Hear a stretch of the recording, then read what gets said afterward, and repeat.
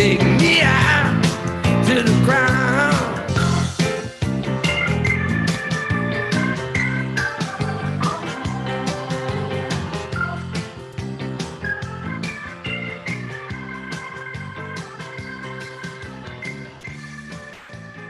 Good morning, and welcome to Take Me Out to the Ball Game today, as we will get you rolling in the world of sports in just a few minutes. Okay, couple things to jump on early on today. Miami safety Avante Williams is back on the Hurricanes roster following the dropping of battery charges, but the Hurricanes say the second-year freshman will not make his on-field debut until at least the second half of the season. So the expectation is that he is going to miss 6 games. And we move on from that as I don't really like reading a bunch of these quotes because usually these quotes are just coach speak, and we all know what coach speak is going to be. It's basic. I mean, if coach speak, coaches could easily slide into the political arena, can't they? The Texas Longhorns, they have named a new quarterback, and that is quarterback Hudson Card. He's going to start for the Longhorns season opener against number 23 Louisiana. That's not a gimme. But Casey Thompson is expected to play. He's another highly touted recruit. So it ends up being Hudson Card, and then they will see Casey Thompson in action. Going to be a big game considering new regime for Sarkisian and everything that's going on there with Texas football. Of course, they are heading to the Southeastern Conference. Some rumors are it could be as early as next season. I would be shocked if it's next season. I believe it's going to happen in 2023 to get it to next season. There's a lot of things you would have to do. And one of the things that you would have to do would find a way around the buyout clause, because it states in the Big 12 bylaws that even if you do pay to get out, you still have to give 18 months notice.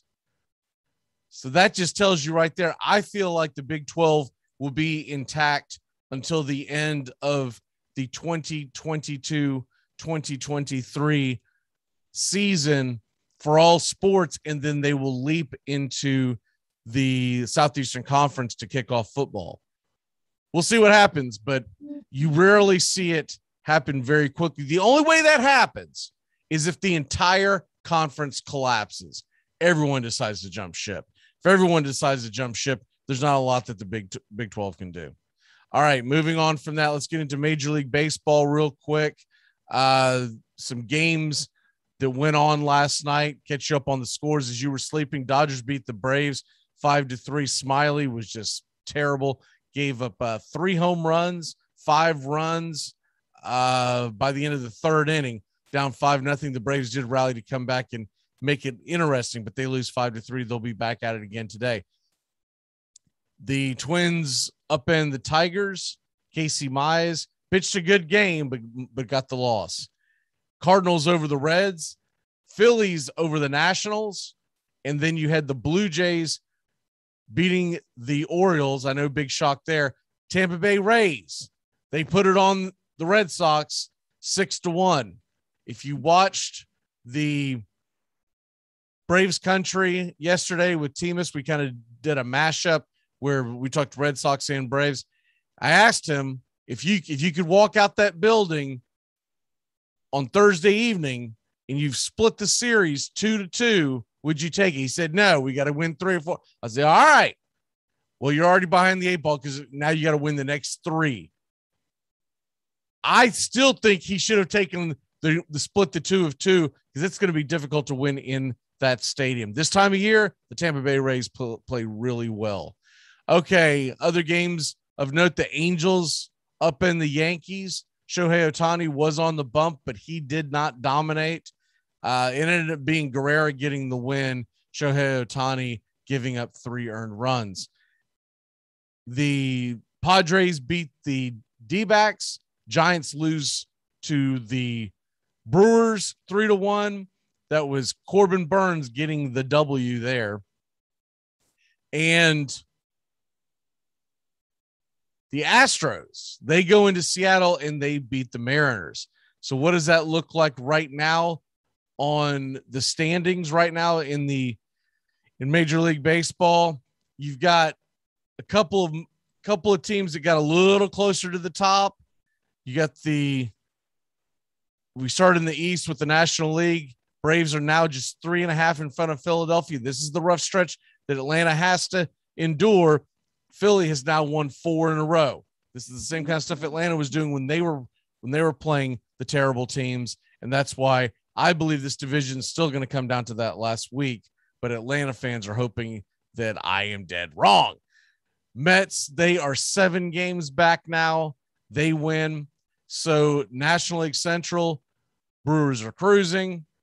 National League West, the Giants are just a game and a half in front of the Dodgers as San Fran lost and San Fran lost, LA won. And in the American League, Tampa Bay 7 in front of the Yankees, 9 in front of the Red Sox, starting to salt that division away. The White Sox are cruising. The Astros are cruising. And if you look at the wild card this morning, Yankees have a 2-game lead over Boston. Boston would be at New York for the wild card game if it ended today. Oakland is just 2 back of Boston for that last wild card.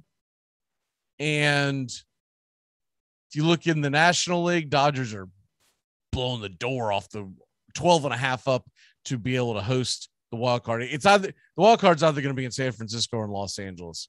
So whoever's broadcasting that, you can go ahead and start moving your equipment west. Cincinnati now just holds a half-game lead over San Diego. They haven't played great. They've lost 3 in a row.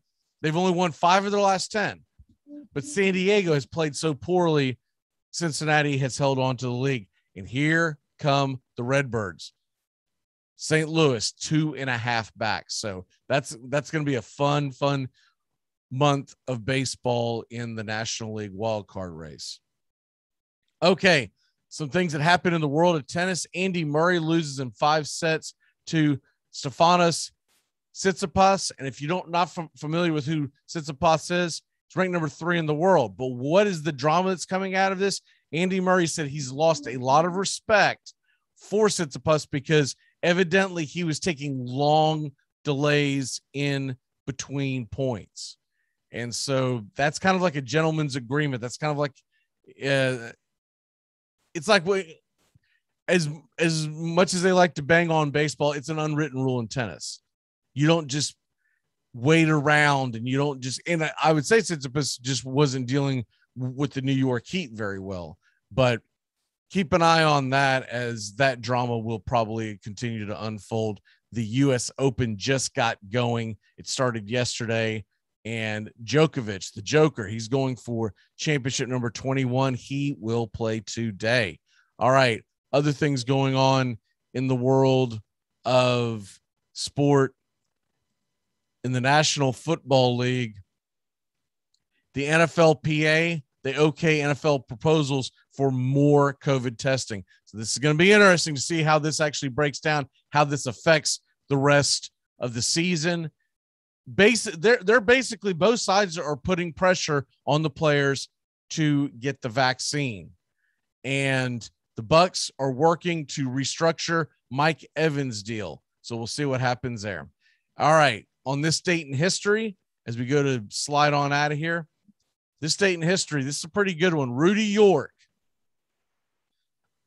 hits his 17th and 18th home run of the month, establishing a new Major League Baseball record that would last until 1998. That's saying something. A Major League Baseball record that lasts 61 years. It would last until 1998 when Sammy Sosa hits his 19 in June. Everyone remembers that famous month. That was during the Sosa-McGuire 1998 season. the rookie catcher, Rudy York, his round trippers helped the Tigers beat the Senators 12-3. Not really important to the story. The more important thing is it took 61 years to break his record for an incredible month. Who was Rudy York? Probably a lot of y'all are not familiar with him. Rudy York was a 7-time All-Star. And remember something. When he broke that record of hitting 18 in a month, he broke Babe Ruth's record. That was Babe Ruth's record. So there you have that. He was a 7-time All-Star, won the World Series championship in 1945. He was the American League home run leader in 1943 and AL RBI leader in 1943 as well. Most argue that he should have won the MVP. He played for Detroit, he played for Boston, played for the White Sox, and played for the A's. Then that is your Rudy York on this date in history. Breaks Babe Ruth's record for the most home runs in 1 month, and that would stand for 61 years. He is in the Alabama, Michigan, and Georgia Sports Hall of Fame. He was born in Raglan, Alabama, died in Rome, Georgia, passed away in 1970 at the age of 56. We will see you tomorrow on Take Me Out to the Ball Game, and have a great rest of your day. Wake up, y'all. It's coming at the bottom of the hour. It's a fun one. It's college football prediction shows. We'll see you then. Take me out to the ball